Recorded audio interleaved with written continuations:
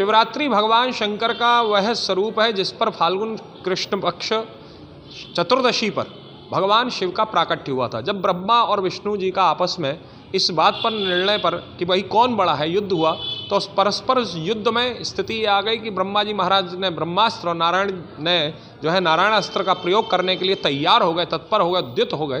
तो उस समय पर उनके बीच में एक शिवलिंग की उत्पत्ति हो गई, और उस शिवलिंग की उत्पत्ति जब हुई तो वो इतना विशाल था कि उसका ओर छोर का पता नहीं था, ना आदि का पता था, ना जो है अंत का पता था। तो उस समय पर दोनों में निर्णय ये हुआ भगवान ब्रह्मा जी महाराज और नारायण में कि जो कोई भी इसका आदि या अंत का प्राप्ति कर लेगा तो वही बड़ा माना जाएगा। तो ब्रह्मा जी महाराज हंसा अवतार लेकर के और भगवान नारायण जो है वारा अवतार लेकर के आकाश और पाताल की ओर चले। तो जब वे चले तो ब्रह्मा जी महाराज ने ऊपर से केतकी के पुष्प को आते हुए देखा। तो जब वो केतकी के पुष्प को आते हुए देखा तो उन्होंने केतकी के पुष्प से पूछा कि भाई तुम इसके प्रारंभ से आ रहे हो? तो केतकी पुष्प ने कहा प्रभु मैं तो करोड़ों वर्ष हो गए नीचे गिरते हुए, मुझे खुद नहीं पता कि मैं कहाँ से आ रहा हूँ। बोले ठीक है, तुम गवाही दे दोगे? बोले हाँ मैं दे दूंगा। तो ब्रह्मा जी महाराज की ऐसी बात को सुन करके ब्रह्मा जी महाराज के केतकी के पुष्प को गवाह बना करके नारायण के सामने लाने लगे। तो रास्ते में मार्ग में जो है गाय भी मिली, तो गाय को भी उन्होंने कहा कि भाई तुम गवाही दे दोगी? तो गाय माँ ने कहा ठीक है हम भी दे देंगे। तो दोनों को लेकर के आए। तो जब नारायण को ये पता लगा कि ब्रह्मा जी महाराज ने इसका आदि खोज लिया, अर्थात इसका प्रारंभ खोज लिया, तो उनका पूजा करने के लिए तत्पर हुए। इसी समय शिवलिंग को फोड़ करके भगवान शंकर का एक स्वरूप प्रकट हुआ और वह भगवान ब्रह्मा को मारने के लिए तत्पर हुआ।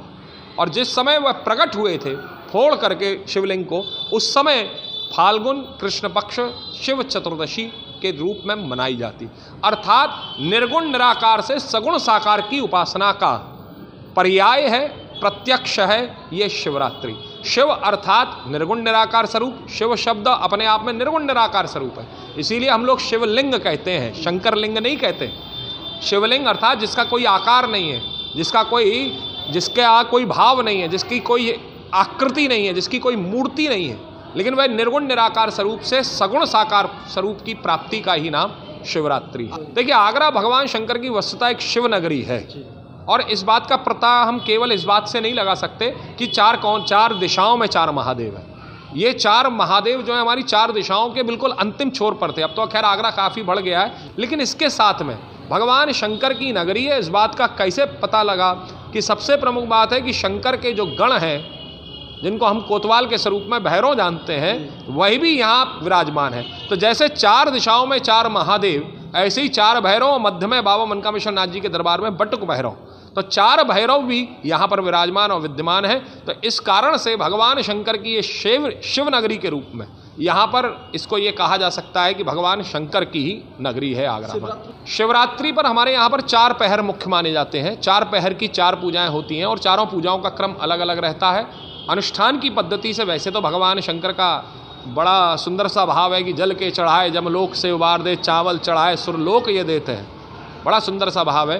तो उसमें यह है कि आपको जैसा भाव आता है वैसे आप भाव से भगवान शंकर की पूजा अर्चना कीजिए। लेकिन अगर अनुष्ठान पद्धति के अंतर्गत में चले तो चार पहर की चार पूजा जो कि रात्रि 10 बजे से प्रारंभ होती है और प्रातःकालीन सुबह 5 बजे तक जाती, 4 बजे तक जाती हैं। उन चार पहर की चार पूजाओं का क्रम होता है। भगवान शंकर का नियमित रुद्राभिषेक होता है, भगवान शंकर का जलाभिषेक होता है, भगवान शंकर का श्रृंगार आदि से भगवान शंकर को प्रसन्न प्रफुल्लित किया जाता है, और भगवान शंकर का प्रातःकालीन वेला में उनका आशीर्वाद लिया जाता है। तो चार पहर की चार पूजाएं, और चार पूजाओं में षोडशोपचार से आप लोग पूजन करिए। भगवान शंकर बाबा मनकामेश्वर नाथ जी आपके ऊपर कृपा करें।